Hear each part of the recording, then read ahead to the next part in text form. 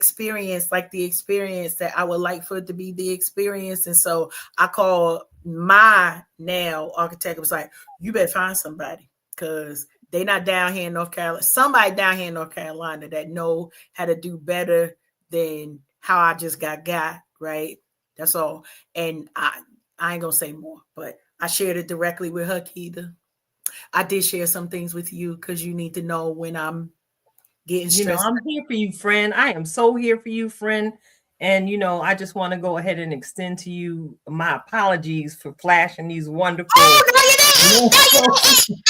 No, you didn't! Oh, I'm so sorry.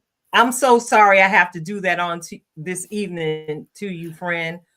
But I feel your pain, even though I have not experienced, what you just recently experienced. I feel your pain because I know how I feel elevated every time I go and have my nails done by our good girlfriend Marisol, Girl Talk Nails, and she brought to life my little Christmas vision. I love it. So if I could, give you a healthy slathering of her cuticle oil right now, I would, to bring you comfort, friend. So go ahead if you need to do that right now to help yourself get through the show, provide yourself some comfort. Go on and do that. Go on and do that for yourself, friend. Girl, I feel you. And I know you can hear me because the cuticle oil is always close. I just want to let you know that I'm freezing up here in the Northeast region of the United States. I, almost wanted to take my name back from my child who's been praying for this fluffy white stuff to fall out of the sky. Listen, I'm not ready for it, but I also know that clearly the earth is ready for it because we getting that's right. Go on and soothe yourself, friend. The earth is ready for the moisture, similar to the moisture that your cuticles are requiring right now. Lord have mercy. As a result of your nail salon trauma. Oh my goodness, friend. I can't even boast about my wonderful day. You are going through it. It was bad. That's all I got to say. But the one solace that I did have after I left, I was like, where in the world is my Girl Talk Nail cuticle oil? And sure enough, in the car, holding back tears, I went ahead and just put the cuticle oil on there because it also, my nails have been growing and they just had a wonderful experience with the Girl Talk Nails. And I don't know what to do. I guess I'm just gonna have to drive to the PA area once a month and get my nails done. I don't know what I'm gonna do, but she's on it. She is on it. We'll have a conversation off air about that. We'll have a conversation off air about that. But I'm looking at the time, and we have a guest waiting in the green room, and we got to practice some of this good Southern home training that we come to the show with carrying every single week. So I want to go ahead and get into this week's super fan shout out. Mm-hmm. All right. Can we get into that, Karen? Can I get a drum roll, please? We get into the drum rolls today. Here we go. Let's go. All right. Lean in close. I got to go ahead and give a super fan shout out to someone who is basically an exceptional human. This time of year, you go down to your mailbox and you go through the bills, and every once in a while, you might run into a delightful Christmas greeting. Well, tonight, super fan shout out actually showed up in my mailbox all the way from where you hail, North Carolina, Karen. I've got a wonderful Christmas card from Miss Ashley Kalachi. I got to go ahead and give her a super fan shout out on this evening. Shout out to you. Ashley and I made the acquaintance working down yonder at the place that pays me years ago. And recently, she and her family, just surprisingly to us, up and relocated down to North Carolina to get a change of scenery and start their life together. And they have a daughter, she and her husband, Pat. They have a little girl. I don't want to give out her name because, no Diddy and, no Donnie. I'm sorry, I have to go there, but we got to protect the babies out here. All right. I'm not going We to give out will. the name. Yes. Okay. But she has We will. always had so much personality, and I always enjoyed the conversations I was having with Ashley about her daughter and encouraging her to keep her involved in dance, just fostering the creativity and the spunky little spirit that you see coming from this little girl. So I got to give you a huge shout out tonight, Ashley, for just dropping all of that joy down at the post office so it could spread throughout the country to whomever you chose to mail that holiday greeting to. It absolutely made my day because I began to consider some of the conversations we've had throughout the years, and I began to consider your hopes and the dreams that you've had for the family you and your husband are building together. So I just want to say, you go, girl. You's a whole queen that decided to leave the Warren County scene and take up roots down in North Carolina, surrounded by the beach and your family. Ashley, you're an exceptionally intelligent human being.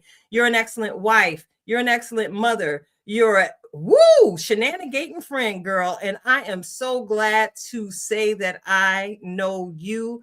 Though we are far, far away right now, you never know what the future brings, where you and I might actually be able to take in a sunset together there on that North Carolina beach. This shout out is for you. I look forward to all the great things that you and your family will continue to do in the future, Ashley. Love you, girl. So yeah, you got a super fan shout out this week, Karen. I can't be selfish with the love. That is a good question. Who I'm shouting out this week? You know what? I am going to be just a tad bit more selfish, right? I'm shouting out my she used to be my middle granddaughter, but now we got too many kids. I don't know what position she is. I'm shouting out Tiara Danae today. Just because she is the truth. She recently celebrated a birthday, and if I'm counting correctly, I think she's 14. But I got the opportunity to spend time with this weekend, and I promise every time I spend time with her, I'm chuckling all the way to anywhere that we are going. But I just love her for the exceptional person that she is, and that she is a no holds bar. She's one of the grands that came with no filter. Okay, let's get this straight. None of my grandchildren came here from heaven with a filter. So whatever line they went in, that was a no filter line. Because if they thinking it, you know it. So shout out to you, Tiara. Every now and then she'll catch the play or the replay. And she usually be like, Mimi, can you shout me out? So there you go, granddaughter. I shouted you out today. All right. So listen. It's cold outside, and we don't want our guests to get ashy because it's that kind of cold out. Mm-hmm. So listen, I'm so excited to welcome tonight's guest, Karen, and I'm sure you are too, because while you was out yonder there in Texas at the book fair, you made the connection with this exceptional gentleman. So I'm going to toss the mic to you real quick to go ahead and give our guests an intro for the evening. Go ahead, Absolutely. sis. It's going to be short from my side because you know how we love to open the floor to allow our guests to introduce themselves. But we've got Dr. Giani Clarkson, and I had the pleasure of meeting him. And this was another one where Alfred was like, you got to meet. I promise you, my husband was dragging me to every table in that spot. It's like, you got to meet so and so and so, and you need to talk.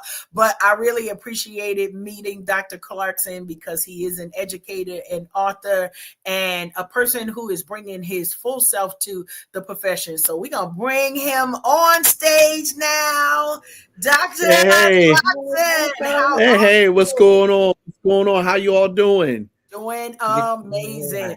So glad that you said yes. And you were one of the first ones. I was in there literally while everybody else walking around talking. I was like, all right, here we go. We're going to get these schedules because we know how tomorrow looks like for a lot of people, right? I'm going to do it tomorrow, and then life is happening. So right away, you said yes, and just appreciate you coming tonight. And so, as I mentioned just a few minutes earlier, this is very specific for a date that you're coming, being an educator yourself, knowing that this kind of when the countdown usually starts for Oh yeah, it's teachers and educators. listen, it done started like to the fact of people know in November you going to school for 13 days, then we Ooh, gonna eat turkey, and then we gonna go to school for 15 more days, and then we gonna open presents. So yeah, ain't nobody playing around. I love it. I love it. So, as we had you come in here, if you wouldn't mind introducing yourself, Sure. telling us a little bit about your origin story, and those who maybe this is their first time meeting you virtually on our Unhinged stage. No, well, thank you again so much for allowing me to be here. My name is Dr. Giani Clarkson. I hail from the city of Detroit, Michigan. I, of course, lived there and then went from there to Dillard University, where I majored in theater arts and speech communications, and worked in nonprofit for a good little bit. Survived Hurricane Katrina. Actually left 10 hours before Hurricane Katrina hit the city. And it was something that broke my heart because I love New Orleans truly. And then when I got to DC, I started working in nonprofit, and of course realized that journey was coming to an end. And my dad said, "You know what? You should teach." And I went, "No, I ain't gonna teach. That's not really what I want to do. I've interned at theaters. I won a regional Tony and all this really cool stuff. I don't want to do any of that." And now we're looking at 15 years later, have won multiple Teacher of the Year awards. At one time thought about walking away from education and found myself writing a goodbye letter to education through a book that I wrote called Teach, Pray, Drink, and decided to step out on faith. Released it on my birthday. It debuted #1 on Amazon, and some 6 awards later All for the right. book. I've been very happy how well it's been received, and it's performed in the top 50 and numerous educational categories for those that are interested in education, for those that really want to know what the hell is going on with education, and for those that are just really kind of weighing the pros and cons of whether or not they want to be here. So that is the book that is, and I am so excited to talk about this book and have a great conversation this evening. Love it. I love it. Appreciate that part right there. Yeah. Now, as I was talking, because every now and then when we have guests, so I'll tell you, Dr. Clarkson, Tilted will act like she's not going to say nothing, but I know she's going to be beaming for this whole as we I'm here for it. So I'm just like getting right to it. She already knows I never talk about my best friend behind her back because it's so enjoyable to do it right in front of her face. So this is my pointless. I'm gonna find out anyway. I love it. I'm gonna find out anyway. Yeah, I love it. That's a fact.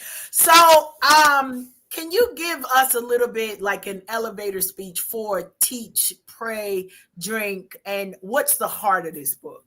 So the book is called Teach, Pray, Drink, Watering and Harvesting the Roses from the Concrete. And it is everything that you want to know about what's going on in urban education. A lot of people are sugarcoating it, but let's be honest, across the country, there are a number of schools that are not opening up with schools being fully staffed. And why is that? It's because people are walking away from education at a rate that is insane. So either you teach, pray, or drink, and sometimes I did all three.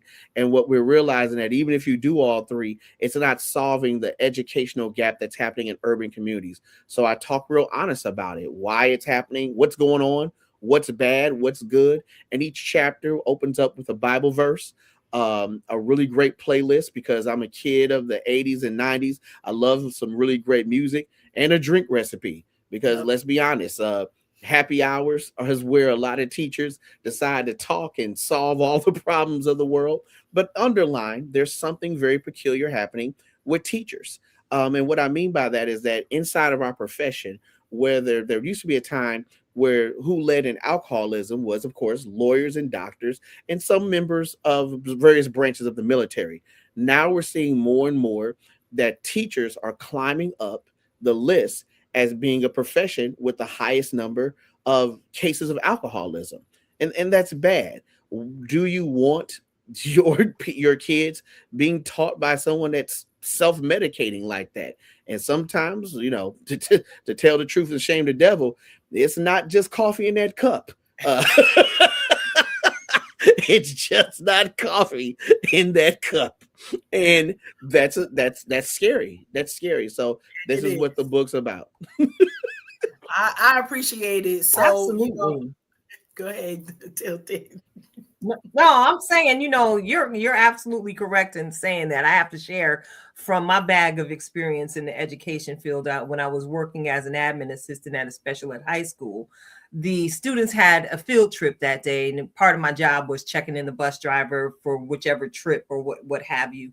And I Hmm. smelled alcohol on the bus driver's breath, Yep. and I had a decision to make, because I was like, listen, it's 100 of my babies about to get on this bus, and they're expecting to have the time of their lives today. So I Hmm. politely called the principal, let him know what was getting ready to happen, and Right. that I was going to be Right. requesting a different bus with a different driver.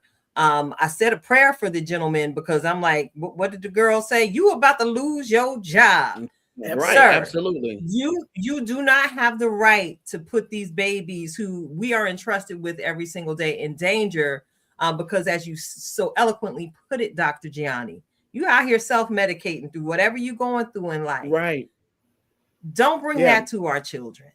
Yeah. Yeah. They Yeah. fight through enough some days to just get to the classroom. But allow me to digress. No, Go and ahead, that's a Karen. great Oh, point that you're bringing up. Go ahead, Karen. I'm sorry. no, No, go no, ahead. no. No, you can go ahead, Doctor.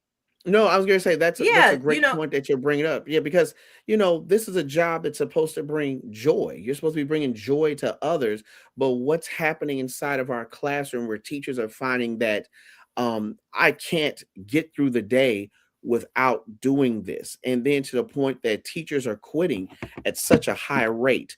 I had to deal with something that kind of broke my heart, but I had to understand the reason why. When my son graduated from high school, of course, the presenter did the typical. How many lawyers do we have in the building? Kids raise their hand. How many doctors do we have in the building? Kids raise their hand. How many social media influencers? Because that's the newest thing. And kids raise their hand. And then she said, "Well, how many teachers do we have in the building?" And not one kid raised their hand. And I was okay with that until my son looked me dead in the eye with all his honors cords on and went Regalia. and did this. And we sat there and laughed about it at the lunch. And when I was so proud of my son, and he said, "Dad, I have no interest in being an educator." And I said, "Well, why?" He said, "I see what you go through and I want no parts of it." Mm, And he's got a front row seat right. looking at it. So those are things that we got to talk about, and we got to be very honest about why is that happening to so many great educators and why they're leaving the profession. I Right. really, really love that. And as we dig some more into the book, and as you mentioned, I think I knew the title. I knew that the title was literal. There is something different when you go to from the title to experience in the book, and we do go through the scripture, and we do go through the cocktail recipe. Yes. Oh yeah. Listen. I'm hands on that cocktail recipe. I'm gonna tell All you. day. I'm gonna tell you what how much, the measurements, everything else, and the reason why. And I even do little drinking um instructions. Like, hey, you want to Yes. drink slow here, and this is the reason why. But part of it is, and this is just part of the Black experience, we can't sometimes have difficult conversations with a little bit of humor and them shot glasses coming out. Um, sober thoughts, sober conversations. We have to have those at times because listen, um, that's the only way we sometimes get to the truth. Yeah. And that's sad, but I'm very honest about that pathway. I love it. I love it. And I promise, to our drinking saints, to our cussing 3 days a week saints, to our cussing every day saints. Listen, all are welcome here at the Yeah. Unhinged. And it just it brought about a realness to the conversation points that your book is definitely bringing out. Of there's some challenges that are facing, and I'll admit it, as a parent, some of the stories, I don't even want to call them stories, but your accounts, right? Right. Were very difficult to hear. Because I want to fight somebody. Like these, what Right. you mean? We graduate. I love the chapter. Okay, so I admit, Dr. Giani, I could be or could have been one of those aunties, never the mother. I believe in the accountability, but Tilted, there's a chapter that talks about a student, and you know, the student is failing, and the aunties come up and they like, y'all going, and I just imagine this in my head because I'm very theatrical. We are both, Right. you know, not just drama queens, but we stay on the stage somewhere, Tilted and I. I imagine this in my head, Giani, in the sense of I'm the auntie. I'm coming. Oh, y'all gonna graduate my baby. I don't know what this is, right? But I gotta ask the question as one of Your the earrings aunties. coming off, Vaseline come out, slicking your face. I down. don't already came in the sneakers, right? They're gonna be bling because I'm giving rich auntie vibes. But Right, we right. gonna stay ready so you ain't got to get ready. That's our motto over here. How's it ever? I was very angry as a parent for, I'm just gonna say it like this, we keep it real, the injustice that was done to the young person in the respect of not having to be held accountable, and not having to walk through the consequence of bad decisions, right? Yeah. But that wasn't even the part for me. The part in your book where you started talking about the students, like saying, now we know homeboy ain't doing no work. Why am I supposed to do work? And you know, how do you level those conversations with realness to keep the on track kids on track, right? And to Right. make sure that they don't lose their motivation for Right. keeping to push forward. And right, like if playing in my face was a person, that was the only Listen. that came to my mind. So I say this all the time. Everyone thinks they're an expert in education because we all went through it, right? Right. It's kind of like, oh, yeah, I don't know why they teaching it like that. Because when I was in school, Miss Such and Such taught it like this way. Miss and Mr. Such and Such is dead and gone. Okay, we done had all these evolutions in education, and you talking about a practice that existed some 20 years ago. That doesn't mean that we discredit your experience. But you and this child are not the same. There are similarities, but y'all are not the same. What the big issue that we have right now is really teaching kids about accountability. And then we realize that we have parents that don't understand accountability. So a lot of times when I'm talking to first year teachers, I say, don't worry. You've met the apple. The tree is around the corner. The tree gonna show up at parent teacher conference. I don't know why such and such. I don't know why this kid act that way. Just wait. Tree around the corner. And that's not an indictment of calling these parents bad people. I say this all the time to teachers. That parent is raising the best child that they know how to raise. There's tons of books on parenting, tons of books. Ooh. But trust me, if George and Glendale Clarkson could have picked up a book that said how to raise Giani Clarkson, they would have read it cover to cover and still would have made mistakes. because every child is different, right? So we have to find ourselves teaching accountability a lot of time to not just parents, but to kids, but just the parents as well too. Even so much to this point, I've often told my students, if you think you don't like me, wait till you meet your first boss. You think I'm the problem? Wait till you meet your first boss. I like your that. Your first boss gonna look at you and I'm just holding grades above your head. Your first boss gonna make sure whether or not that light gonna turn on at your house. Come on, whether now. that water gonna run. You gonna go out on a date. If you gonna have a house, let's go there. You gonna have a house, right? You're gonna get ready to go out on a date to pick up the little cutie, and you're gonna realize, oh Lord, someone has stole my car. You're gonna realize the repo man did it. But anyway, we gonna leave. Keeping it real though. Like, you know, Keeping but it real. we have to prepare our kids for Yes. real life, because real life is about accountability and understanding when you do make a mistake, what's all at stake for that. So I love um it. I love it. that's what we're getting to. That's the grand tax we're getting to. I love it. So, just to share a little bit about my background. So, Dr. Giani, I have my master's degree in educational leadership. And Yay. and the thing that, oh man, blew my mind. I had gone through the system as a parent, and I'm a different type of parent. I'm telling them, Mhm.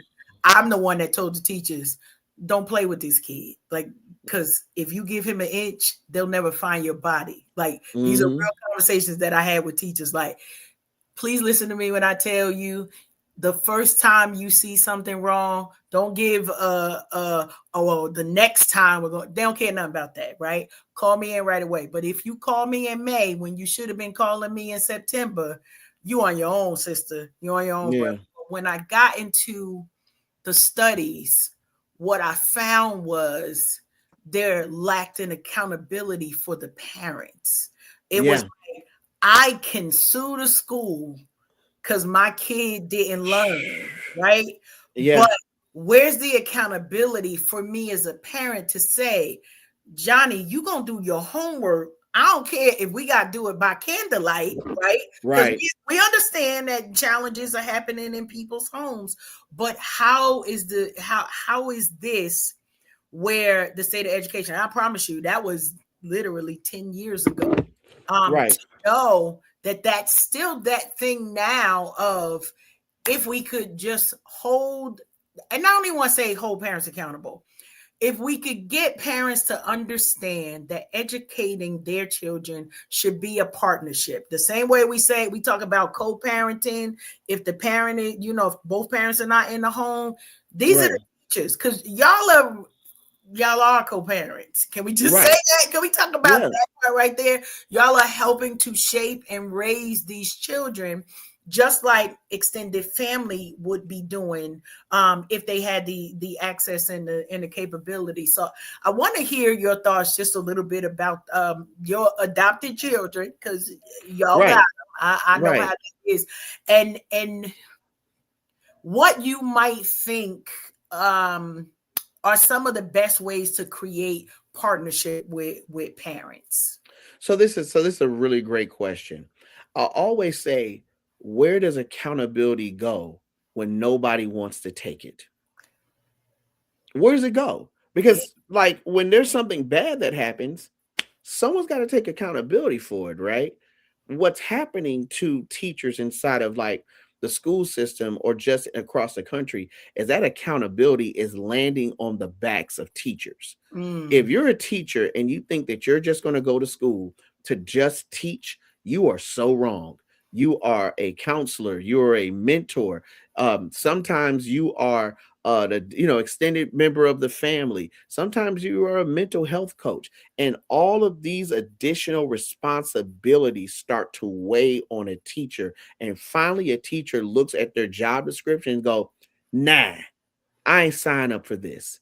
This ain't what I paid for. This is not what I want. This is not what I signed up. I'm disinterested in it." And then I think about my career in education. I've literally gone out to reach out to community centers, to churches, to get additional support for my students. And in turn, I've gotten, well, we don't serve those type of people because we don't like their lifestyle. We don't serve those type of people because they don't code to our church. Well, if your school was interested in giving a donation to our church, then we would help the kids in your community. Now, I don't know what part of the Bible that they're reading from, but that sounds kind of peculiar. It appears to me. I think it's from Thessalonians. But Not. anyway, don't do that. Don't do that right now. That's not a real book. My bad. I can Yes, name all 66 of them, but that sounds like Thessalonians. that's a book. Okay, so I got anyway, the copy in the closet. I got okay, that yeah, in the because that sounds closet. like from Thessalonians. But anyway, I don't want to get into a whole conversation about black church and black betrayal. But anyway, look, we'll be careful. We'll be careful. I'll be nice. But what happens is that that level of accountability becomes a problem. So what do you do as a teacher, right? You have to be very smart in your open house introduction to kids into your community. And what I mean by that is this. And this is just great advice for first year teachers or all teachers. The first time that a parent hears from you should not be when something is going wrong. You need to introduce a sunshine call. Hey, my name is Dr. Clarkson. I'm really excited about working with you and your family and helping, he or she or they raise, operate inside of our school community. Tell me some things about your child. What makes your child special? And I'm going to tell you this much. Those conversations last for an hour. And it's so great because you know what you've done? You've let that parent know ahead of time, I think your child is special. And guess what? Now I've heard why you think that child is special. And I've also heard what are the goals that you have for your child and Mm, how do I reach your child? And last but most importantly, I've gotten a clean scouting report on your child. I know why your child was successful last year, why they weren't successful last year. I know their triggers. I know how to push them, and I'm all heads up about it. Cause see, that's what you should be doing as a teacher. You need to get a very clean scouting report of who's in your classroom. Like more so, that old black phrase, who all gonna be there? That's mhm, what you're doing. Who all gonna be there? I got you first period. Mhm. Who all gonna be there? Who's sitting in my room? What have you dealt with? Have you seen a parent being incarcerated in front of you? mm, Is someone in your family recovering X, Y, and Z? Are you a family that's in transit and moving from residence to residence? These are things I need to know because on days when I'm really about to go off on somebody and be like, why aren't you have my homework? I can go, you know what? Be careful here, Gianni. That child may not have had lights that day, or that child is in between houses. You know, you want to offer grace because that's part of it, but you also want to be very wise about the grace that you're offering and be smart about it because then again, parents and communities take the time to go, you know what, that's a teacher we need to protect. And mhm. that's definitely something I think is how to answer your question. That's what I think that's all about. I love that. I appreciate just one the candidness of it, and yeah, we tell y'all all the time, grab your passports, because you never know what nuggets are going and where we're going with conversations, right? We never know where these conversations are going to go, but you are lightly you're giving those snow dustings of so parents can do something with, right? Because here's the deal, and I'm sure you've had this conversation. By the end of the year, parents sometimes are also frustrated, and it's like, well, what can I do? I'm at my wit's end. Well, if you have the doggone conversation at the beginning of the year, we Right, kind of eliminate. That's what I'm hearing from you, right? Eliminate right. of the obstacles that even though and poor little Johnny, because that's the name I'm picking up tonight, so I probably all the little Johnnies. I'm really not picking on you, Right. come on up, step up. But with all of that, little Johnny thinking like, I'm just coming here to do the best that I can.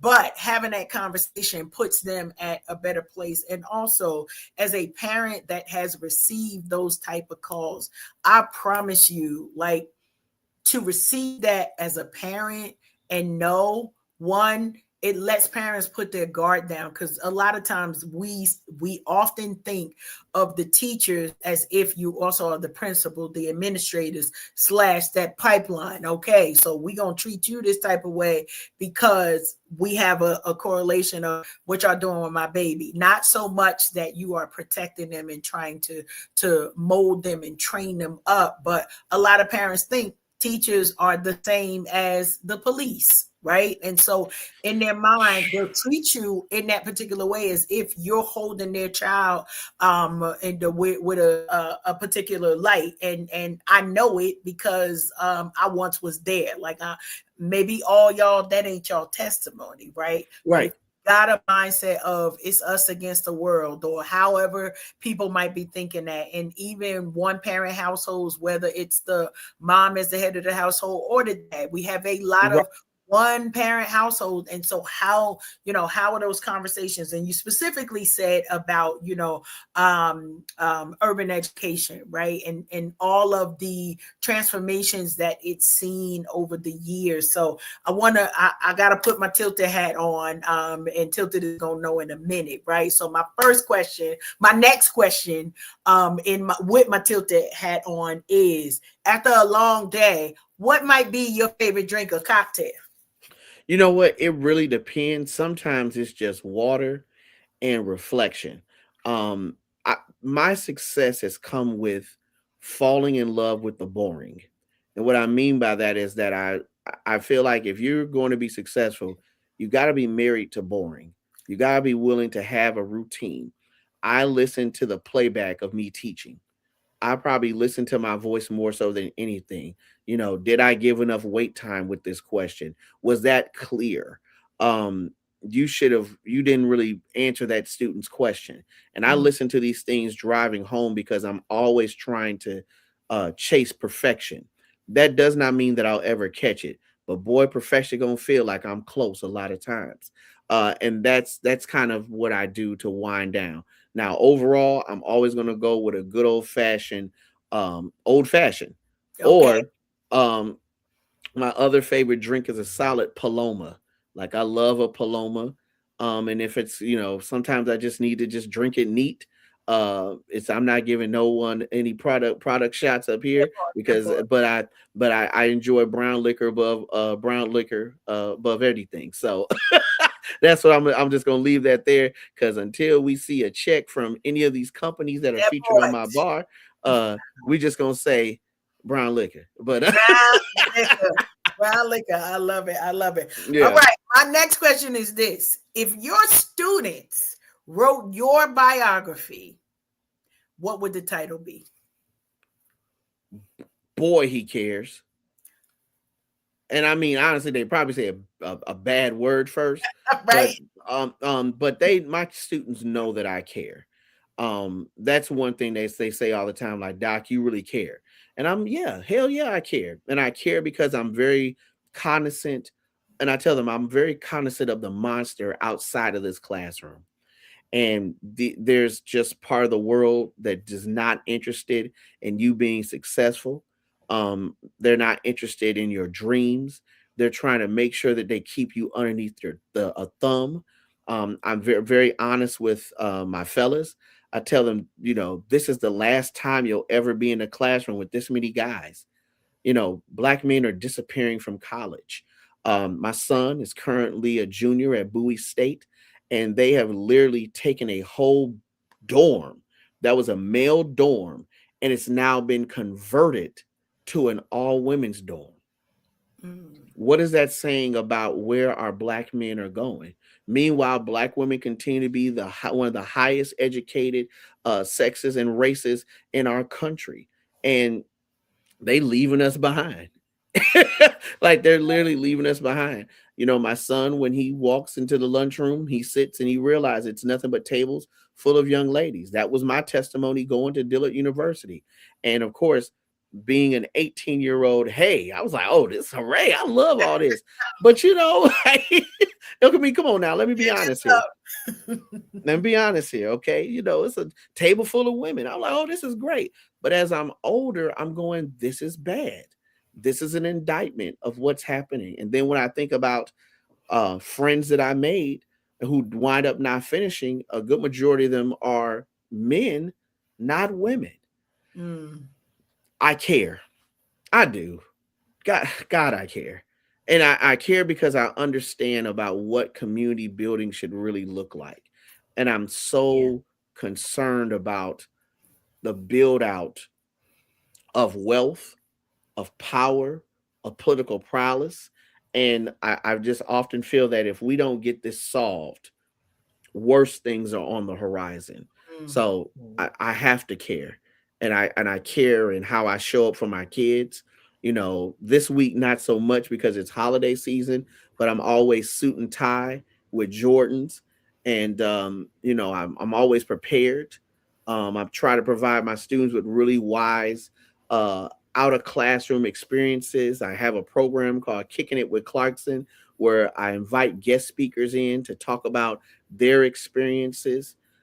I've found myself in very interesting places in these 15 years. Love it. Um, I've paid utility bills to make sure that kids, don't look at their mom a certain type of way. Hell, a group of a group of former teachers, and I can say this because pick the school that happened at, we paid off a neighborhood drug dealer to leave a boy alone. Mm-hmm. I care. Oh, And that's I good. understand that, like, I when parents send their children off to school, I want to make sure they come back to their houses a lot better. And if I don't do that, then I'm failing at my job. And that's why I care. One, that's an Mm, amazing.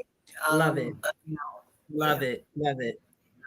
I'm so here for it. And so, from my experience in education throughout the years, one thing I've discovered when I've encountered educators like yourself, Dr. Clarkson, I've discovered that people like you that make sure that they carry their light big and bright into every room they go in when educating our children. Y'all some people with some huge heavy faith, or at least I know that was my thing. Yes, Everybody knew when they came into my office, you're gonna have an encounter with Keita and Christ. I don't know that's what you fair. expect here. So I have to ask you, how has your faith shaped the way you lead, teach, and pour into your students? Ooh, it has been a roller coaster with loops, turns, and drops. But I ain't getting off the roller coaster. And literally, that's kind of what the book is about, is that there was a moment where I was like, you know what? This ain't for me. I'm tired.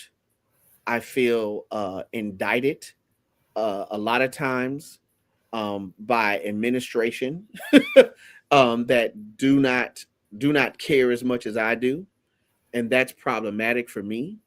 I want the best for these kids, and I feel like I'm consistently running my head against a wall. In chapter one, I talk about this. It's the story of Sisyphus, right?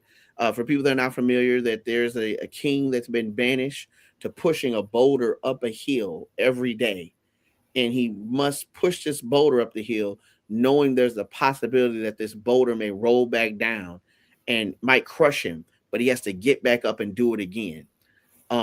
My faith allows me to get back up and push that boulder up the hill.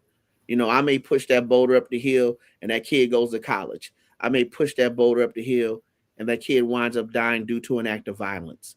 Unfortunately, every year that I've been teaching for 15 years, I've lost a kid to an act of violence, whether it be a kid that was currently in my classroom or a kid that was once in my classroom.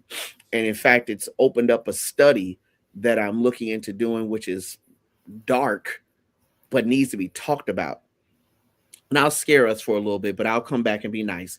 Called the 666 rule, which is 6 years after graduating in a 6 mile radius from the school, that a kid will wind up getting either a sentence that'll be 6 plus years or dying.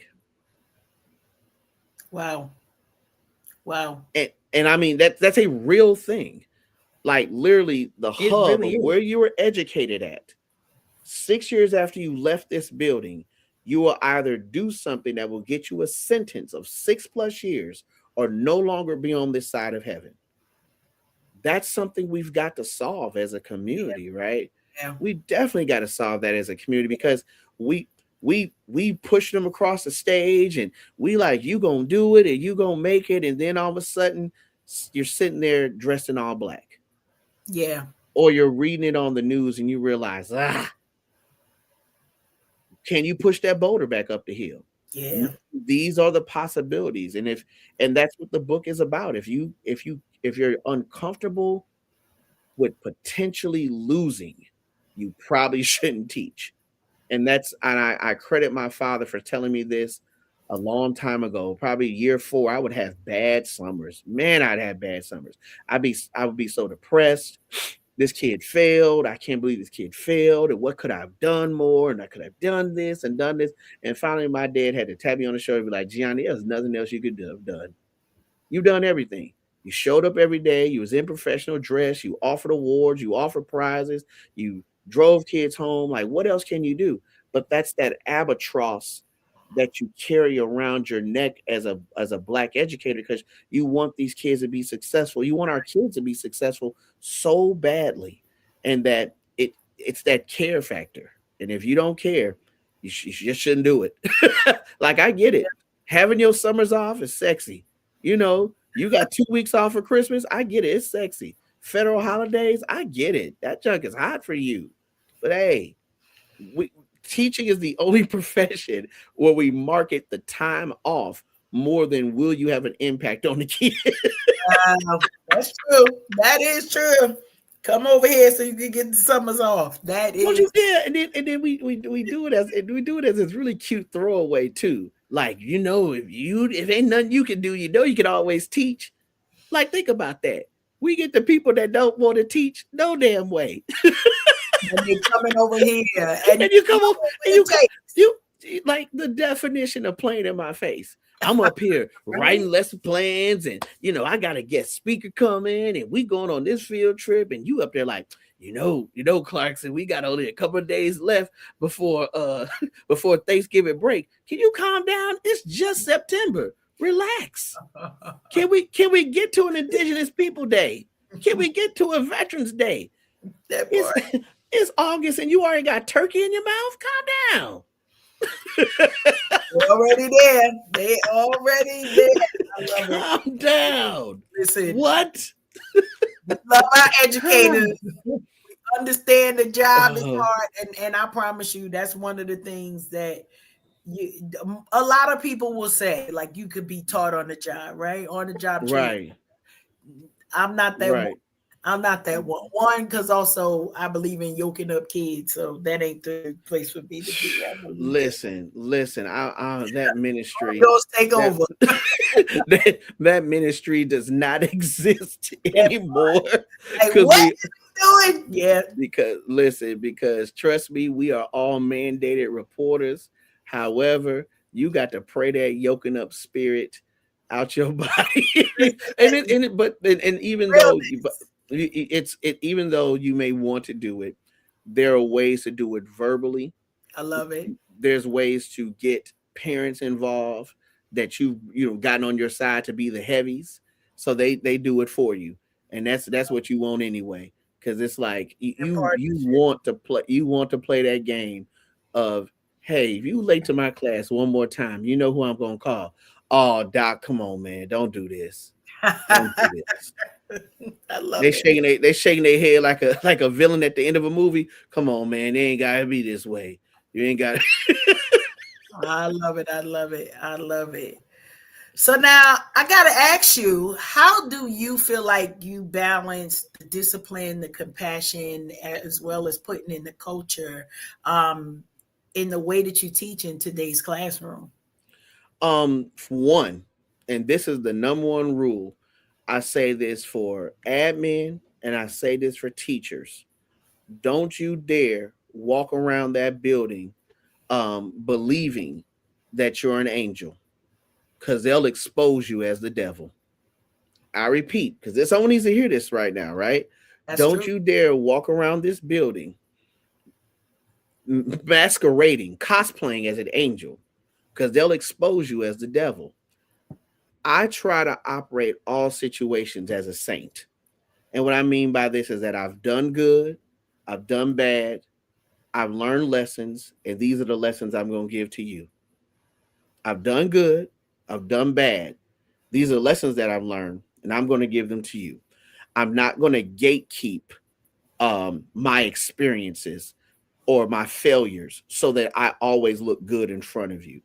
My students talk to me about this a lot. They go, man, you talk a lot about the times that you failed. And I go, why not? They exist.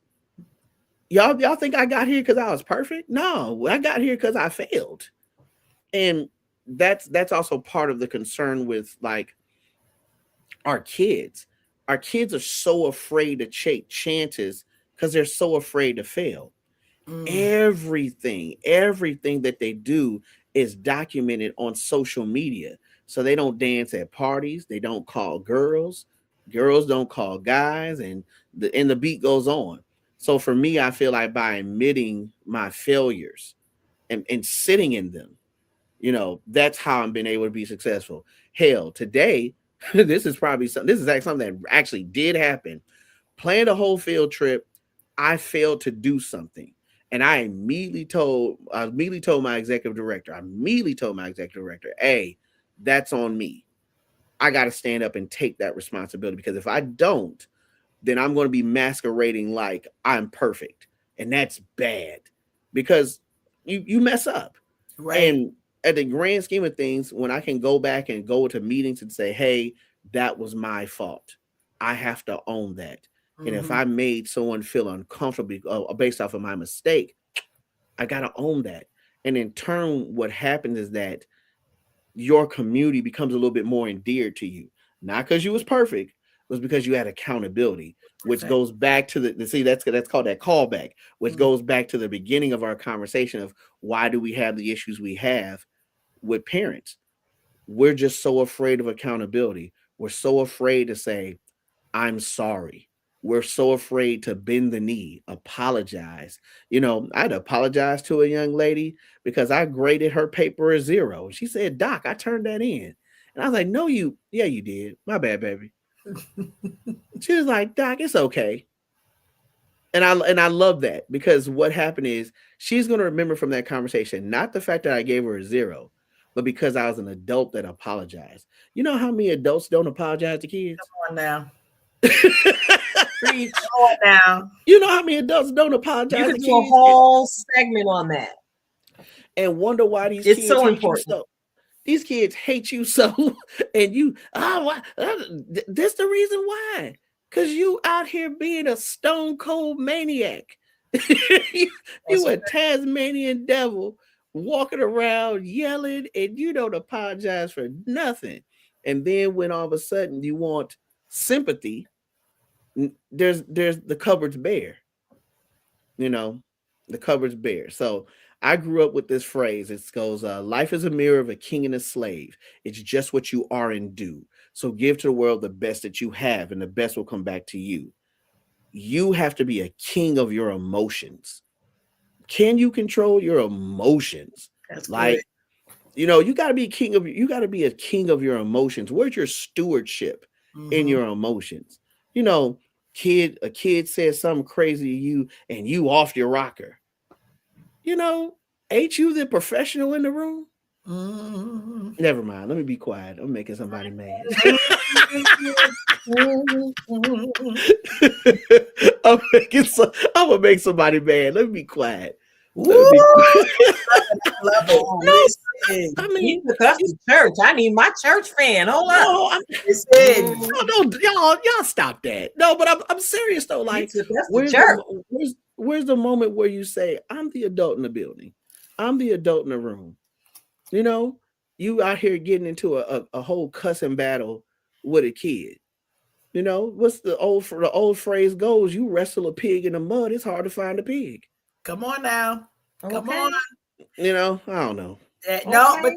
that's a big deal, We'll get this. when we're thinking about what needs to happen, right? And so for years and years, and I'm sure all of the time you've been in education, we've heard about reform in education and what is Right, right. right. And you've hit so many of those nuggets in just this conversation this evening. And many of them show up in your book, right? They show up in the conversations that need to have. They show up in, as you talked about, the accountability. I wonder, as I was kind of getting into the book, the thought was for me just, has writing this book changed the way you teach? Or what I would say, what do you think the impact has been to you for you writing this book? And it sounds like it's more to come, so maybe a series, something else, I don't know. Oh, the money. I know. I wrote this book for the money. No, I'm joking. I'm joking. Listen, you will I'm have some kids signing up for a writing program tomorrow. no. I'm joking. I'm joking. What it did was it freed me and it forgave me. Like, I really Mm. was very angry in my last school community. And it was because I consistently felt like things weren't making sense. And for smart people, things have to make sense. Like, and when they don't make sense and you're compromising things at the cost of children, it doesn't make sense. And then you don't get to say, well, it's for the kids because everybody in the room is smart and it's not making sense. So, like I said, I wrote this book very much so with this idea of it being a goodbye letter. Like, y'all can have it. I'm done. I'm tired. I can't. What else can I do? Y'all have taken up um 1/4 of my life with this profession. And it's insane. And I don't want any part of it anymore, right? But after I read it back in transcript, I went, okay, I'm good. I'm ready to teach again. And it immediately was like, yeah, I felt like I was back at year one, but with 13 plus some years worth of talent behind it. And it's like this joy that I found back into it. Amount of times I laugh in the course of the day, how much I enjoy teaching my AP class. I'm inside of a really smart school community with some really smart people. And they're not just smart, but they have big hearts. That matches, right? And that's what you want. You want intelligence and you want people who care. So those things match up perfectly, right? Um, and we have good kids. And not all the kids are perfect because that's just life. And not all the parents are perfect, but that's just life. But what the book has done is that it freed me, gave me back my joy, and it allowed me to forgive myself and other people. You know, like and for the longest it was like I can't believe, ooh, I almost said a name, and then we'd have to beat this part out. Oh no, it forgave me. It forgave me from a lot of people, and it's great because I realized that God's not finished working on them. Everybody that's in leadership isn't perfect, and you gotta just take people where they are. You can take people where they are, but they're not allowed to take you. Come on now. Right? That's part of what I had to do is like, yeah, I'm gonna leave you where you are, but you can't take me with you. I got to go. I'm gonna leave you right here. And when God's ready to solve that, or whoever you pray to, right, is ready to solve that, I wish them luck. And that doesn't mean that I walked away from there being once again an angel, but I walked away from there being a saint. And when I talk to first year teachers, I can give to them, in the words of the brilliant philosopher Kenny Rogers, you got to know when to hold them, know when to fold them, know when to walk away, know when to run. Never count your money sitting at the table. There'll be time for that when the deal is done. Don't sit up there and stay at a teaching profession counting. Don't stay at a school counting your money because you're going to wind up counting your money at a very sad table. There'll be time for that when the deal is done. Get out of there.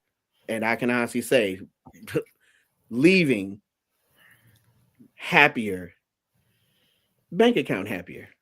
Life is good. Sometimes that's what it is. In that order. Yeah. In that order. Yeah. Love it. All right. So you hinted a little bit about maybe a sequel, maybe a series. No, I didn't. I didn't hint it. You didn't say that. No, I heard.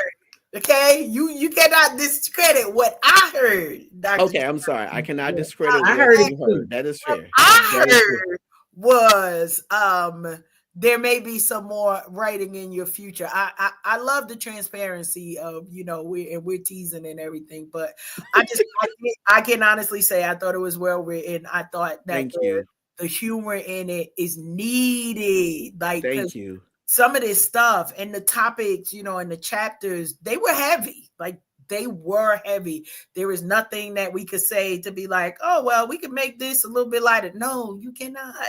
You cannot. Yeah. You have to, walk children through their first funerals, right? And or funerals for people who they know. And that's one of the topics that you talk about. But knowing that these are the things that you continue to carry, because it's not like you could put leave Yeah.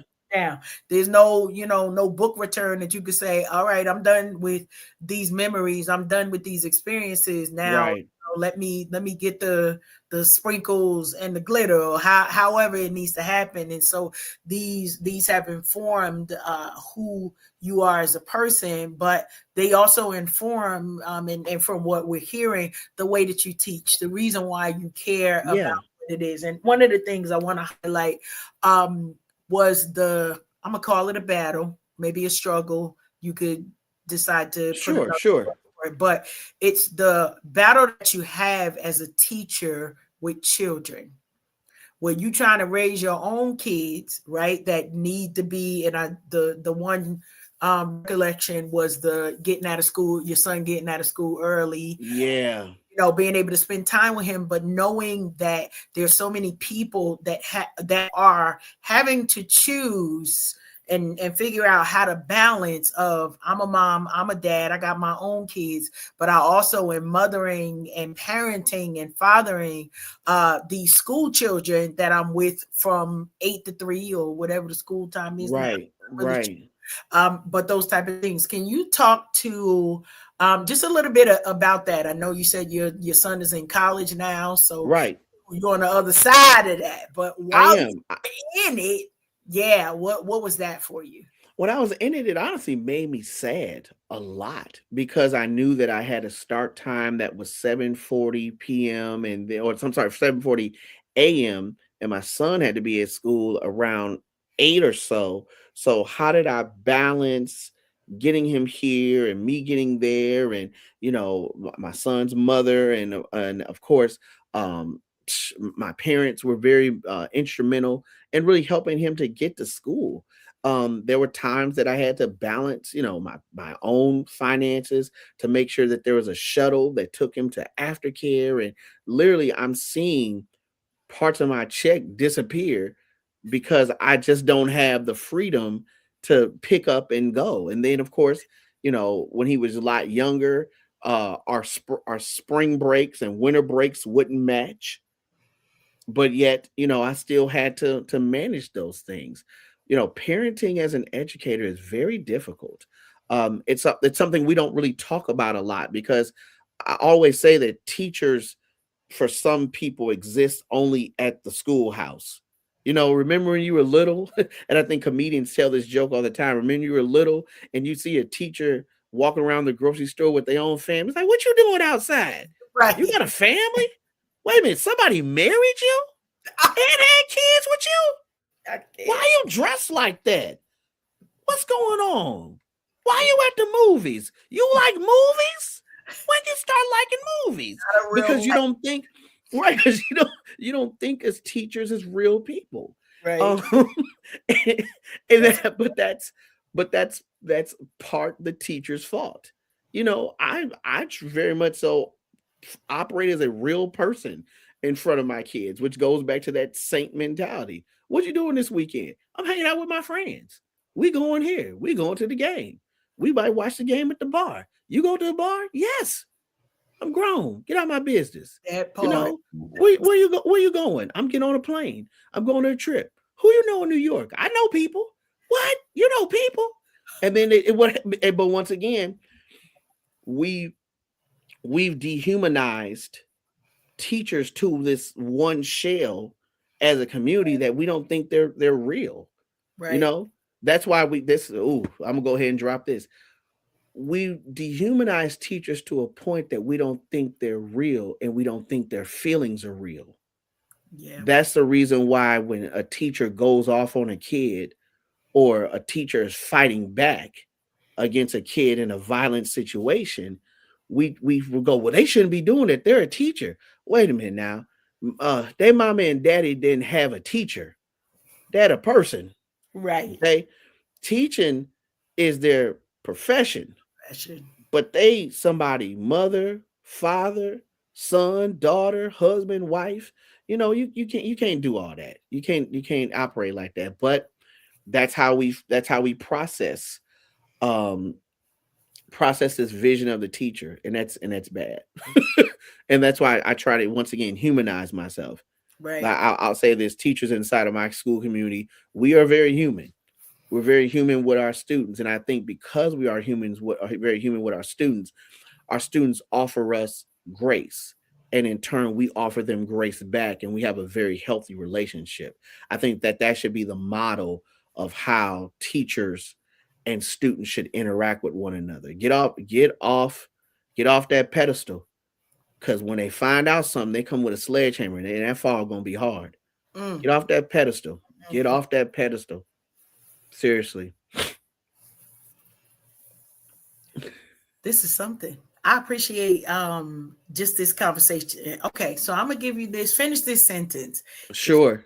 if teachers had what they truly needed, schools would take it away. Be packed. They be packed. This is a very scary thing that's happening across the country. Attendance is terrible. I mean, attendance is really bad. Um, there are kids that do not come to school at all. And when they do come, they know how to game the system so well that they know about the clock. And I don't know if you all are familiar with the clocks. I'll share it with the audience. No matter what state or city that you're in, students know there's a certain number of days they can miss before Child Protective Services contact the parents. So let's say hypothetically in city X, the number of days is 20, right? They've been absent 19 consecutive days. And guess what happens on day 20? They show up. That means that clock resets. All And over. then on day 21, they'll set up. And then on day 22, they disappear and we play the game all over again. Mm, mm. We really need resources inside of schools that teachers can use to give kids a world-class education. And that's what's really happening, is that we're teaching citizens, but we need to make them competitive on a global market. And the more resources we have, the more they can be competitive in a global market, and they can explore professions that they've never even thought about. That's what we really need, is we need resources. Schools are battling for resources left and right. Um, and the better the resource is inside of a school community, the more than likely a teacher is wanting to teach inside of that building. Now, for me, I've gone out of my way because of my nonprofit background to go after resources consistently. And I leverage my relationships. I'm a board member at Ford's Theater. I know a series of nonprofits in the city that offer things. I leverage my relationship with my fraternity, with my chapter, both my undergrad and graduate chapter, to bring resources into the building. But yeah, these resources change the trajectory of scholars and whether or not they decide to attend college or start their professional career. Those things are important. So, yeah, if we had money, the schools would be packed. And not just resources, but also giving some teachers the proper training that they need. Mhm. A lot of teachers have come into school and they done read, certain books. I won't mention that book because I don't think that book is good. I will mention my book, which I think is good. But there's a certain book that everyone gives first year teachers, and it doesn't help you teach like a champion, respectfully. If those that know, but all that to say is this: is that those lack of want to be able to give those teachers the professional development that they need so that they can provide quality education and help them progress the way they need to. You know, Nothing's worse than seeing a first year teacher that got all this passion in the world, but they ain't got no talent. And they can't help it, right? They can't help it because someone didn't train them right. Right. That's a resource that schools need. That's a resource that schools need. I mean, I'm in a school where everybody's been teaching, 7, 8, 10, 15, 20 years. So that being the case, that's not something we need on a high enough level. Yeah, we still need solid professional development, opportunities to go places and learn new things, but we're not training first year teachers in my Mm, building. But there are buildings that got year twos, year threes, year fours. That's them some bad lottery numbers to have in a building when you're trying to close educational gaps. that is a fact right there. Yeah. Love that. Tilted, any questions, any comments? I know you enjoying the conversation. You know, I'm absolutely enjoying the conversation. I'm over here taking notes, catching up on email. You know how we do as educators, we have the ability to multitask in small spaces.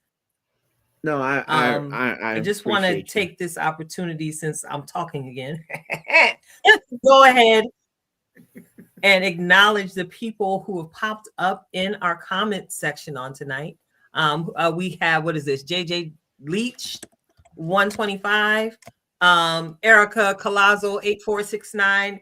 I see y'all keeping it lit in the comment streets on Oh, wow, tonight. You've even I made know it those to people. the screen with your That's funny. I know those Are those people. some of your cohorts? I know those people. I'm I'm focused in, and it's funny. Love it, love it, Well, love it. they're here for you tonight, brother. They are here for you tonight. And I want to say thank you again to everyone in the comment streets. Our mentor, dream coach extraordinaire, Rasheen OG Kilo Pugh, popped through on this evening. And to those of you who are hanging out with us tonight, I know I've ingested many nuggets. And even as I've been sitting here listening to the conversation and the things that you're sharing, Dr. Giani, I'm going down memory lane, and coming up with my own stories to match the scenarios that you're sharing from what you're living every day, and to the scenarios that you're sharing there in the book. Mm. Baby, one thing that really stood out to me is, holding a child as they fall apart after learning that the only person in the world they believe cared about them had passed on. And I was Oof. mad because, why would you call the school and tell a special needs child this in the middle of his day and expect his day to go well? So imagine what that is to embrace a child when they feel like they're losing their everything. So thank you for sharing your testimony. Yeah, Connie, been there. Yeah. And It's I have had to. Can I tell a quick story? I'll go quick. I yes, you promise. most certainly Okay, may. I'll go quick. So I had a young lady who thoroughly liked this boy in her neighborhood, and I told her, you need to take it slow. And we would talk often because I was operating very much so like her school father. And she said, well, I really like him. He treats me like a lady, and I really love it. He plays basketball in my neighborhood and everything else. And I said, listen, I get it, and I see you really like this boy a lot, but whatever you do, you make sure that you take it really slow. So more and more, she would talk about him, about how he was very close with his father and close with his mother, and that they went to a school on the other side. He went to a school on the other side of the city, and he was very much so a gentleman, bought her things from the store, and never tried to be fresh with her or anything else. And I'm using the old school term fresh. That's hilarious.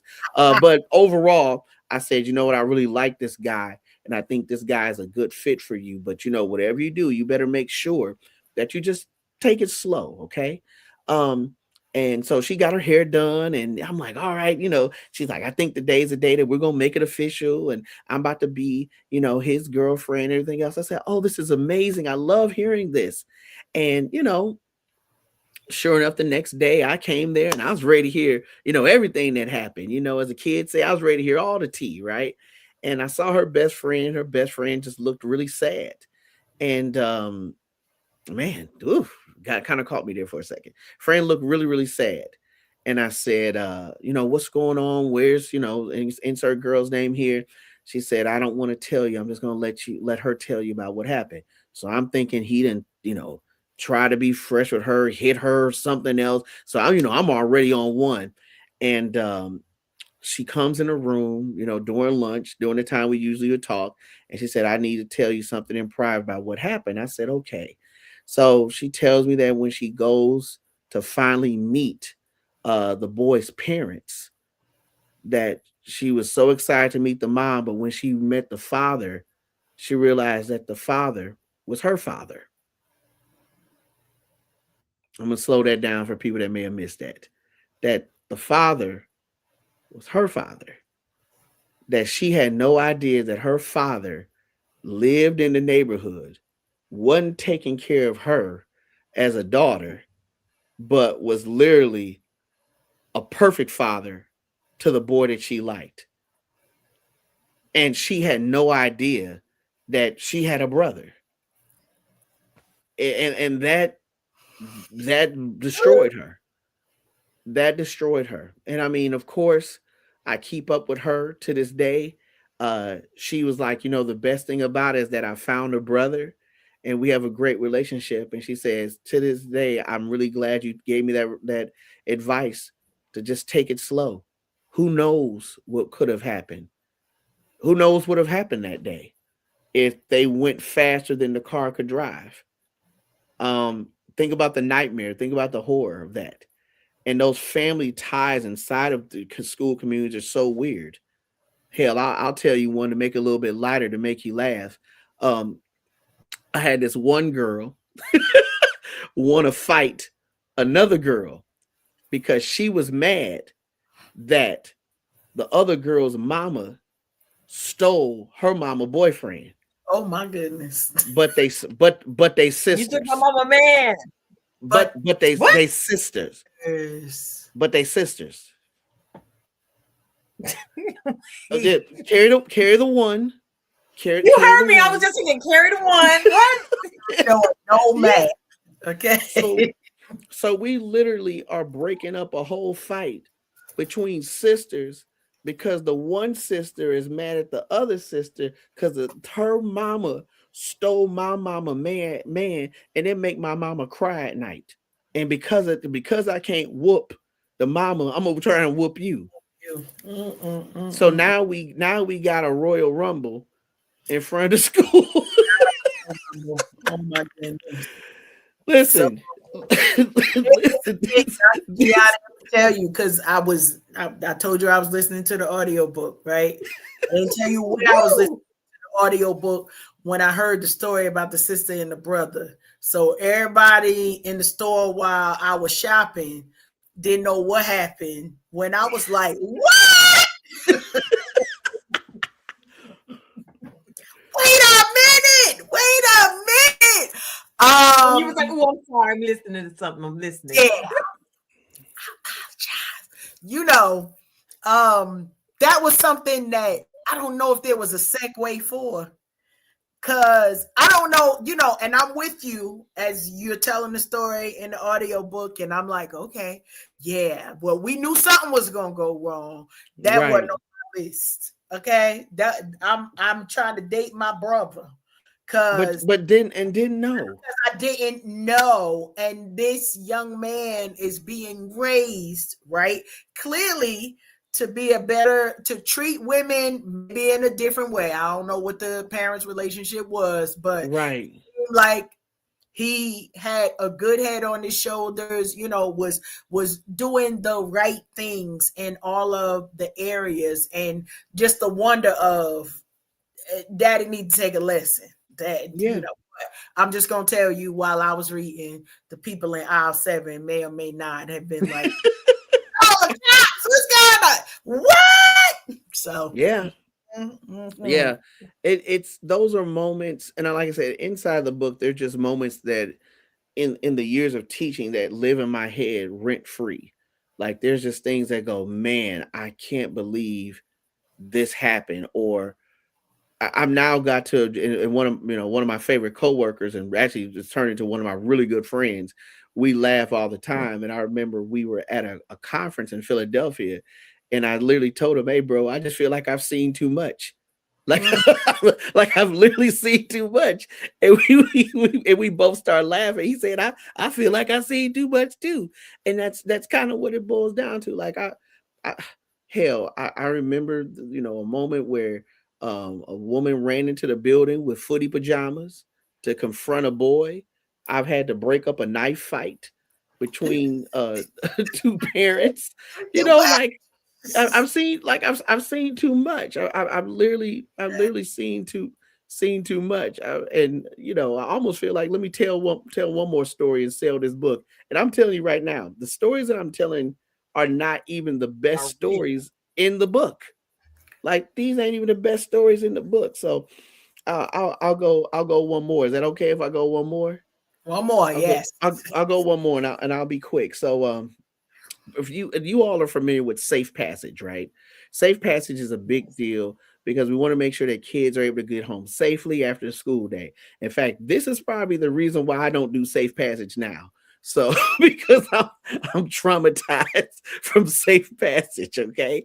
So one day, you know, I'm doing safe passage, I'm waving, kids give me dap. All right, doc, see you later. Everything's good. And sure enough, this raggedy minivan pulls up. You know the type of car where you hear the engine before you see the car. Oh my God. Don't laugh at that. But you know what I'm talking about. You hear the engine before you see the car. So anyway, the minivan pulls up in the center. Now, mind you, I'm going to do my hands like this because one part is where the middle school is, and the other part is where the high school is. Okay, so they pull in the middle. And clearly, I know that this is a middle school parent and I know they're breaking protocol. But this woman gets out the car and she waits for her child to come down from the middle school side because there's clearly some type of tension, but I'm gonna let it play out because you know it's assumed best intentions, right? So anyway, all that to say is that sure enough, the mother's chastising the daughter, chastising the daughter, chastising the daughter, and finally the little daughter helplessly she points up at these middle school girls. Now I'm going to be really PC here and respectful.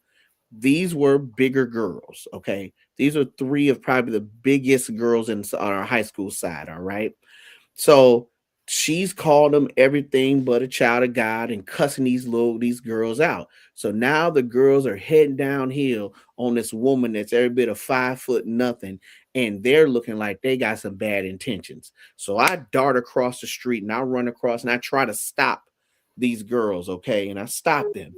And the what happened, what I learned is that the mother accused those three girls of bullying her daughter. And the three girls are like, we don't even know this little girl. Why would she lie on us? Da da da da. And I can see that they're sincere, that they don't understand why this little girl has decided to pick them out the crowd. And I'm like, remember what I said? Adults don't always say the right things, and I got them calmed down. I got them calmed down and they get ready to let it go. They're like, you right, Dr. Clarkson, we sorry. And everything is fine. Nikita, I'm telling you, everything is fine, okay?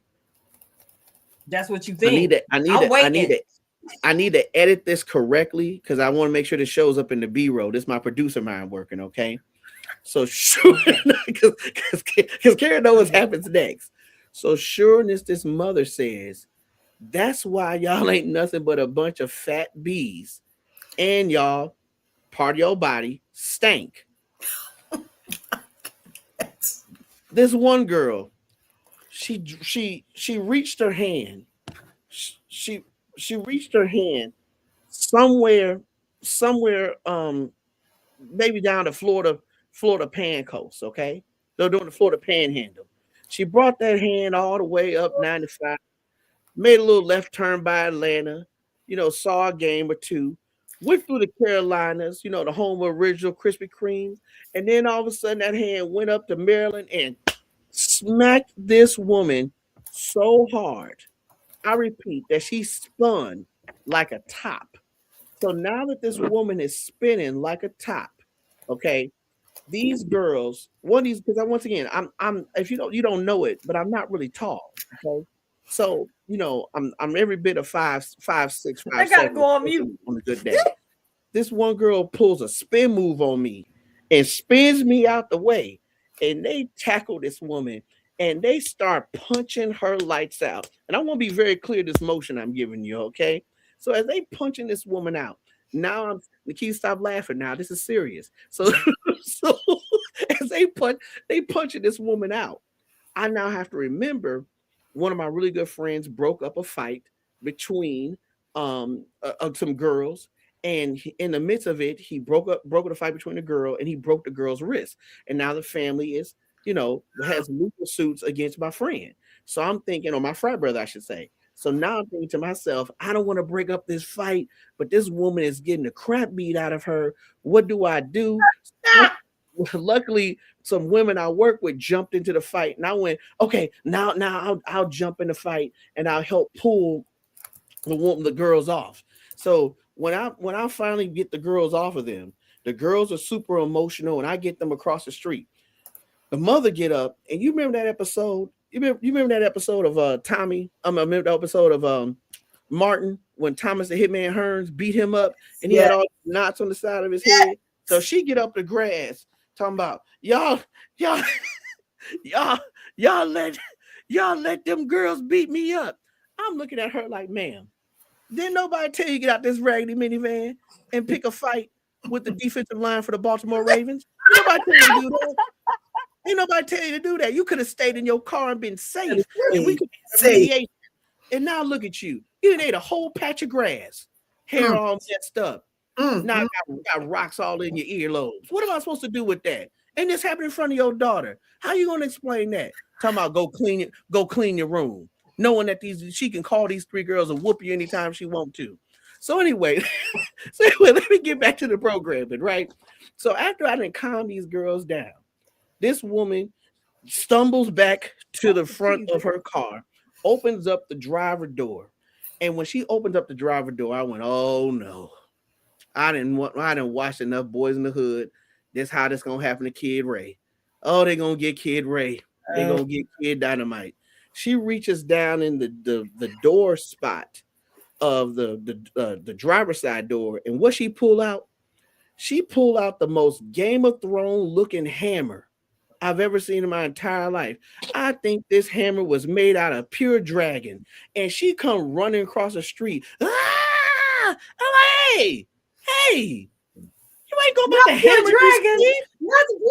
Not the dragon hammer. Wait, you ain't about to hammer these kids. This where everything went to the left. What happened? You ain't about to hammer these kids with this dang on dragon hammer you ain't got from season 2 for Game of Thrones.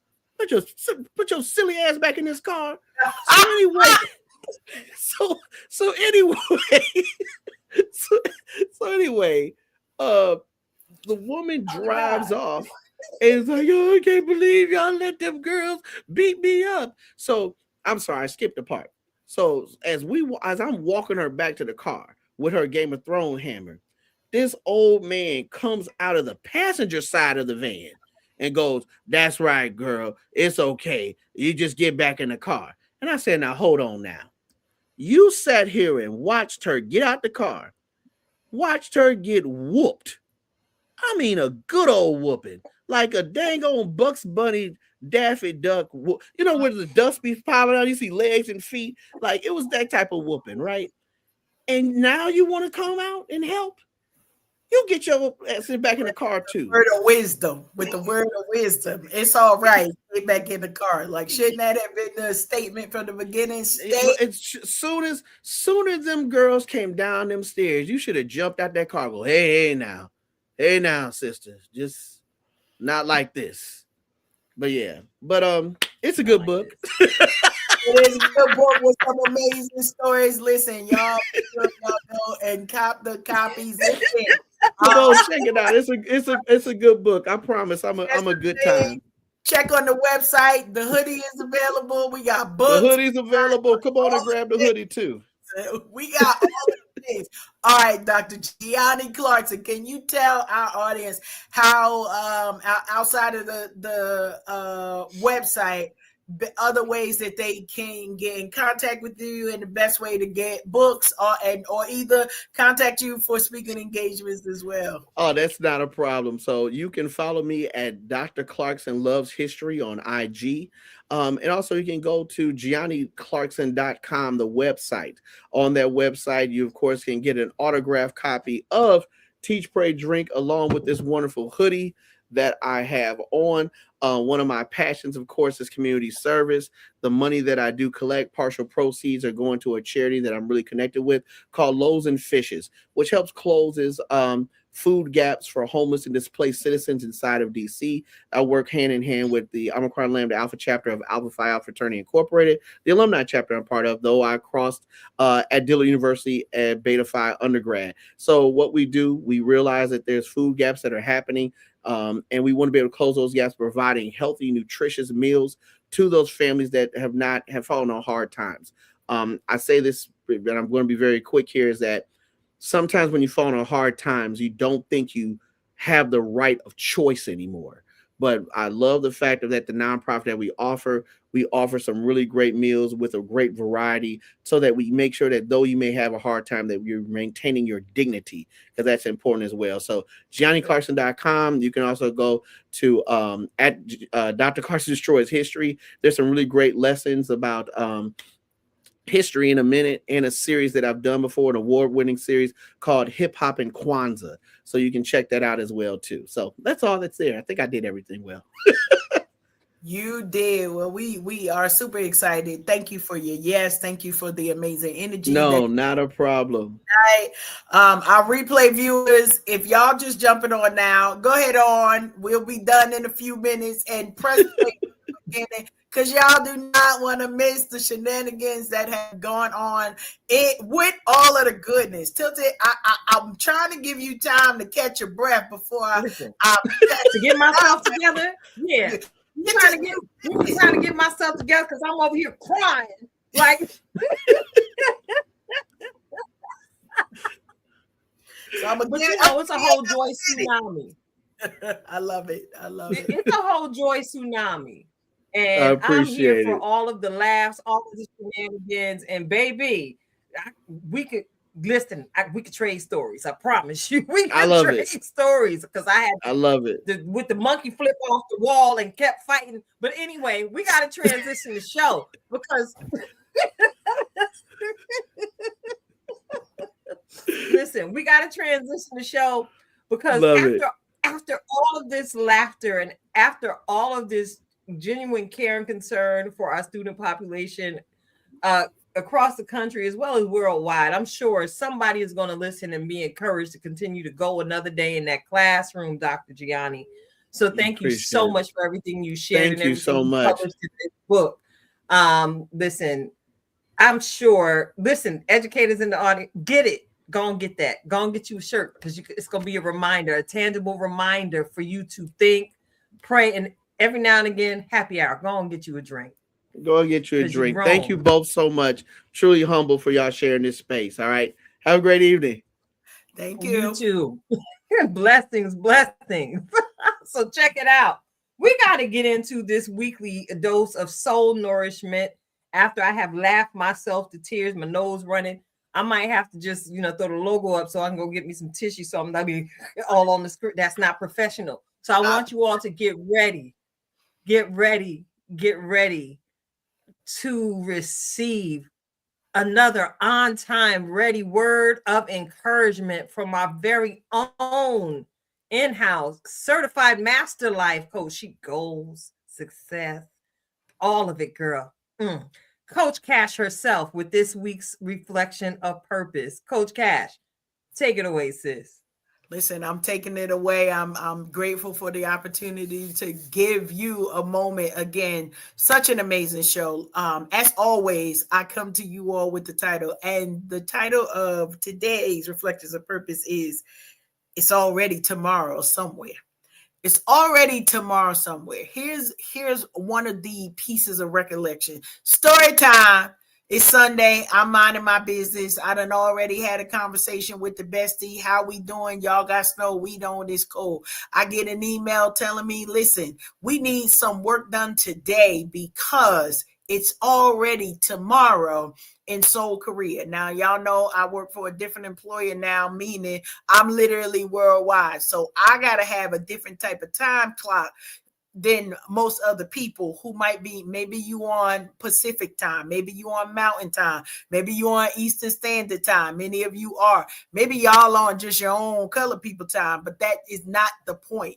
The point is that the reminder was many of us get so focus on where we are and only see the vision from where we're sitting, right? Not even thinking that it's already tomorrow somewhere. Now I need you to know this was 12 o'clock I think it was 11:30 on Sunday morning when I got the call and they were telling me, listen, they're 14 hours ahead of us. It's already Monday there. Closed today because today, that day was the 15th for them. So right now it's about to be the 17th for them, already tomorrow somewhere. Why is this important? This is important because you done already heard my bestie tell you that I am a goal success coach, right? Because I'm focused on that. That means the reminder is the time is clicking faster than you think. Many of us are thinking in our mind, oh, I'm going to plan for it. I'm going to have all of this time. But honey, one thing we've seen more of in 2025 than I want to say almost ever before is the rest in peace. And this week we had some doozies that came through with the rest in peace. And we don't want to sit in the seat of regret. I don't want you to be thinking about your final days as if it's like, oh, doom and gloom. But what do you want the world to speak of you when you are gone? You get to create the blueprint for your legacy right now today. So I want to remind you, stop wasting time. Stop with the procrastination. You know what me and my bestie going to do after we get off this show? I ain't going to tell you. Anyway, I'm going to give you a little bit of snippet though. We're going to talk about what's next for our calendars because that's what we do, right? We come here because these are real productions that we have. We have production meetings. We talk about the run of show, but about the aspirations and the goals that we have set for the next quarter, right? We already in 2026. So I know this is not a surprise to the bestie to hear me say it's already tomorrow somewhere because we all have been talking about tomorrow being today for years now, right? For years, it's like, okay, we're 6 months ahead. We're 3 months ahead. However much time you are ahead, the time is ticking. Now you got to be serious about knowing it's already tomorrow somewhere. So for those of you who keep saying, I'm going to do it tomorrow. I'm going to start tomorrow. I'm going to treat myself better tomorrow. I'm going to start to diet. We don't care what you eat over here. Just stay alive, right? Don't choke on nothing. That's really the premise of all of this. But whatever the thing that you've put in your personal internal calendar to say, I'm going to do it tomorrow, today's reminder, get it done. It's already tomorrow somewhere right now. We don't got the time to waste. We don't have the time to play games. We don't have time to play in our own face, right? We talk about other people playing in our face. Don't play in your own face. Get in that mirror and tell yourself, declare the things that you will do. In 2026, we will release a book together. In 2026, we both will have separate writing things that we're doing. In 2026, we both will have separate speaking engagements that we'll have. In 2026, y'all gonna get the coloring books, you're gonna get the retreats. Why am I saying this? It's not because we ain't scared. We ain't never scared, but we also know it's already tomorrow somewhere. So we got to speak these things. Check for your save the date because it's coming. We done already put it out there. So now you know what we not liars. We remain women and queenagers of our word. And so what you speak shapes your entire world. Speak well of yourself, y'all. It's already tomorrow somewhere. Tilted, back at you. All right. Ooh, excuse me. I still got some of that laughter juice in my throat. Hold on. Mm-hmm. That it was a deep laugh. That was a whole cackle. That was a freeing cackle, and a freeing word. So yes, it is already tomorrow somewhere. So check it out. We at the end of the show, and I got to say something about allowing yourselves to just be. So right, listen, we're gonna do a little something different because we can ready to take a brief hiatus, ain't it, Karen? We are. We're swiftly approaching the holiday season, and as you already said it, Bestie, listen, it's already tomorrow somewhere. In my mind, I'm already at the end of March. So some of those things that have been spoken are already coming to pass. I say thank you, God, that the calendar is already filling up. So check it out. In this moment, as we take this time to close out the show today, I'm going to ask you all to do something with me. Take a deep breath. Let that yawn out. All right. Take that deep breath in. And I want you to remember as you're breathing in and breathing out slowly, releasing the energy from your day, that there's nothing that you need to prove, fix, or rush. You are already enough in this moment. Keep breathing, y'all. Life isn't asking you to become more. It's inviting you to just be. So be present, be honest, and be kind to yourself. Trust that what's meant for you is aligning, even when you can't see it yet. Keep showing up. Keep listening to your inner voice. Until next time, stay grounded, stay open, and above all, just be. It's your girl Tilted Halo, sitting alongside Coach Cash, Karen Sims Harrell of Twisted Threads LLC. We are Unhinged Live. We're going to let y'all know when we coming back, but we wish you a Merry Christmas. We wish you a Merry Christmas. That's all y'all getting from me, because again, I got the laughter throat. And a Happy New Year. Woo, woo, woo, woo. She brought the Temptation version out, y'all. Until next time, we out. Peace.